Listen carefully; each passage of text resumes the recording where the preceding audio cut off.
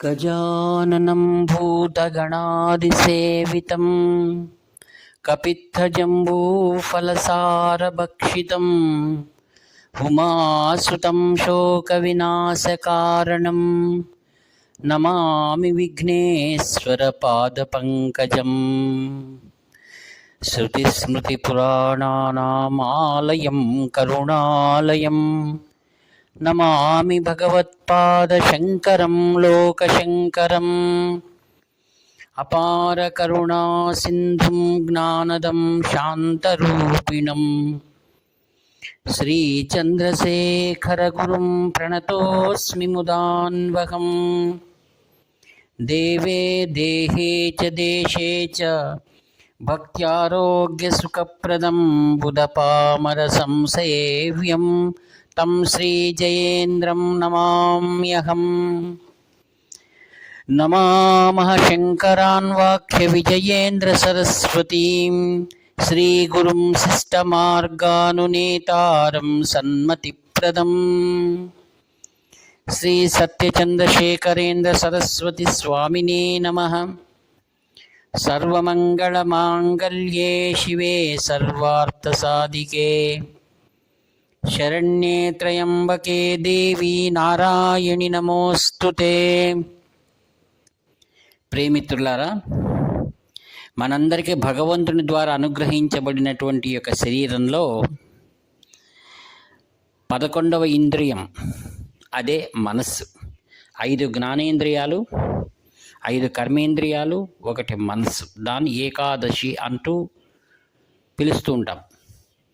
ఆ యొక్క 11వదైనటువంటి మనస్సు మనిషిని తికమకలు పెడుతూ ఉంటుంది, ఆనందాన్ని అందిస్తుంది, దుఃఖాన్ని అందిస్తూ ఉంటుంది.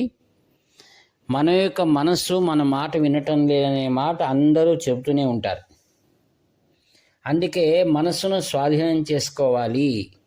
దాన్ని వేదాంతులు చిత్త స్వాధీనము అని అంటారు. స్వ ప్లస్ అధీనం అనగా మన యొక్క స్వాధీనంలో ఉండాలి మన మనస్సు. స్వాధీనం అంటే లౌకికులకు స్వాధీనం అవసరం, పారమార్థికులకు స్వాధీనం అవసరం. దీనికి 2 సాధనలను కాంచి పరమాచార్య స్వామి వారు సెలవిచ్చారు.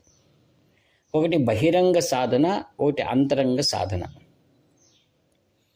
ఎలా దేవాలయంలో ఆంతరంగిక అర్చకులు, బహిరంగంగా ఉన్నటువంటి సిబ్బంది, వారి పని వారిది, వీరి పని వీరిది. అయితే ఇద్దరు సకాలంలోనే దేవాలయానికి వస్తారు, సకాలంలోనే కార్యక్రమాలు చేస్తారు, మరియు ఒకరికొకరు అనుబంధం ఉంటుంది. అలానే అందరికీ ఏకమైనటువంటి వారెవరు? పరమాత్ముడు. అందరికి కూడా చిత్తశుద్ధి, మనస్వాధీనం చాలా అవసరం. ఈ యొక్క మనసును స్వాధీనపరచుకోవడానికి అంతరంగ సాధనల్లో కాంచి పరమాచార్య స్వాములు సెలవిచ్చారు. 5 చాలా ముఖ్యమైనవి అన్నారు. 5 సాధనలు. ఒకటి అహింస, సత్యం, అస్తేయం, శౌచం, ఇంద్రియ నిగ్రహం. అహింస అంటే త్రికరణముల ద్వారా, కాయక, వాచక, మానసికం ద్వారా కూడా మనం ఎవ్వరికి కూడా అపకారం తలచకుండా ఉండాలి. దాన్ని అహింస అంటారు. సత్యము అనగా ఎల్లకాలం నందు కూడా మనము సత్యమునే అనుసరించాలి. సత్యం మనకి ఎక్కడ దొరుకుతుంది? శాస్త్రంలో దొరుకుతుంది. అస్తేయం అనగా ఏంటి?